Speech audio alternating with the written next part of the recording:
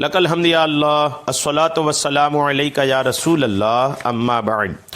سلسلہ ہے ہمارے ناظرین کے سوالوں کے جواب کا۔ خیال رہے کہ ہمارے ناظرین ہمارے چینل کے ویڈیوز کے کمنٹس میں اپنے سوالات کو لکھتے ہیں اور پھر ہم ان کے سوالوں کے جوابات قرآن و احادیث اور دیگر کتابوں کے حوالوں سے پیش کرنے کی سعادتیں حاصل کرتے ہیں۔ اگر آپ کا بھی کوئی سوال ہے تو آپ اپنے سوال کو ہمارے چینل کے ویڈیوز کے کمنٹس میں لکھیے، ہم انشاءاللہ آپ کے سوال کا جواب بھی پیش کرنے کی سعادتیں حاصل کریں گے۔ ہمارے ناظرین میں سے کنہوں نے سوال کیے ہیں کہ اگر میں تہجد پڑھ کر سو گیا اور فجر کی نماز نہیں پڑھا تو کیا تہجد کا ثواب ملے گا یا نہیں؟ تہجد کی نماز ہوگی یا نہیں؟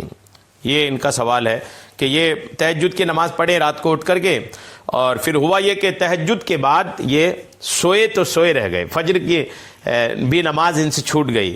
اب نماز فجر چھوٹ گئی، تہجد کے وقت اٹھے تھے، فجر چھوٹ گئی۔ اب یہ فجر اگر چھوٹ گئی تو اب کیا معاملہ ہے؟ کیا تہجد کی نماز کا ثواب ملے گا؟ تہجد کی نماز ان کی ہوگی؟ کیا ان کا معاملہ ہے؟ یہ سوال ہے، یہ میں انشاءاللہ آپ کو جواب پیش کرتا ہوں، توجہ کے ساتھ آپ جواب کو سنیے۔ یاد رکھیے گا کہ تہجد کی نماز سنت ہے اور دیگر جو نمازیں ہیں نا وہ فرض ہیں۔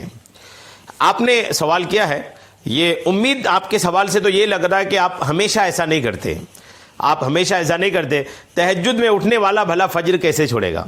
لیکن اگر کبھی ایسا ہو جاتا ہے آپ کے ساتھ کہ آپ نے تہجد کی نماز پڑھ کے سویا، اس کے بعد نیند ہی نہیں کھلی، سیدھے فجر کے بعد سورج نکلنے کے بعد کھلی، تو ایسا اگر کبھی ہو جاتا ہے آپ کے ساتھ جبکہ آپ کی نیت نہیں رہتی، آپ کا ارادہ رہتا ہے کہ آپ فجر میں اٹھیں گے، تو ایسی صورتحال میں تہجد کی نماز تو ہو جائے گی۔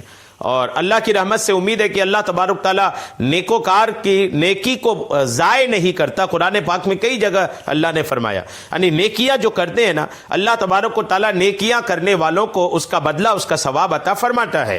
تو اب اگر تہجد پڑھے ہیں تو رحمت الہی سے قوی مضبوط امید ہے کہ ثواب ملے گا، تہجد کی نماز ہوگی۔ لیکن ایسا عادت نہ بنائیں کہ آپ تہجد پڑھ کے سو گئے اور فجر گول ہے، ایسا نہ کریں۔ حضرت عمر فاروق اعظم رضی اللہ تعالیٰ نے ایک مرتبہ دن میں جب مدینہ پاک کی بستی کی طرف نکلے تو آپ ایک نوجوان آپ کے ذہن پہ رہا کہ جو فجر کی نماز میں غیر حاضر تھے، نماز فجر میں وہ آئے نہیں تھے۔ حضرت عمر فاروق اعظم رضی اللہ تعالیٰ نے ان کے گھر کے قریب سے گزرے تو ان کی والدہ سے آپ نے پوچھا کہ آپ کا بیٹا آج فجر میں نہیں دکھا؟ تو اس نوجوان کی جو ماں تھی نا، وہ کہنے لگی کہ امیر المومنین، میرا بیٹا رات بھر نماز پڑھا، فجر سے کچھ دیر پہلے سویا تھا کہ آنکھ لگ گئی اور نیند نہیں کھلی، فجر کی نماز میں وہ نہیں جا پایا۔ تو حضرت عمر فاروق اعظم رضی اللہ تعالیٰ عنہ فرماتے ہیں کہ میرے نزدیک فجر کی نماز جماعت سے پڑھنا رات بھر کی نماز سے بہتر ہے۔ غور کیجئے، یہ حضرت عمر فاروق اعظم کا قول ہے کہ فرماتے ہیں کہ میرے نزدیک فجر کی نماز مسجد میں جماعت سے پڑھنا یہ رات بھر کی نوافل، رات بھر کی یوں نفلی عبادات سے بہتر ہے۔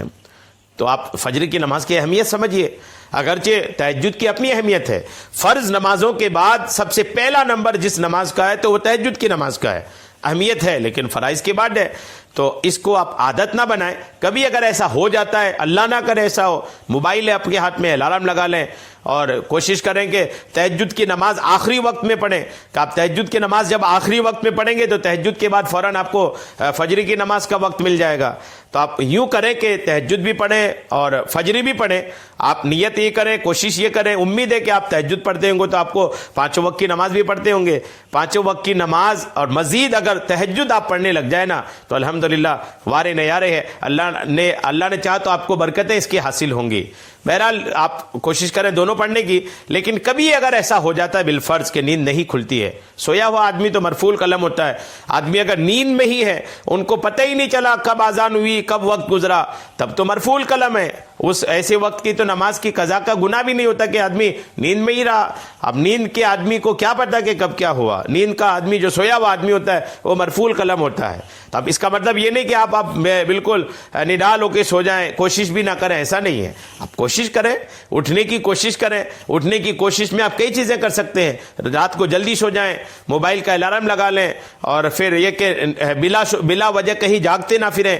آپ کوشش کریں گے، اللہ آپ کی مدد فرمائے گا، اور یہ اللہ تبارک تعالیٰ آپ کو اٹھنے میں بھی مدد فرمائے گا۔ کوشش کرنے والے اٹھتے ہیں الحمدللہ۔ تو اگر آپ دونوں پڑھیں، بلا شبہ دونوں ہی پڑھیں، یہی کوشش کریں.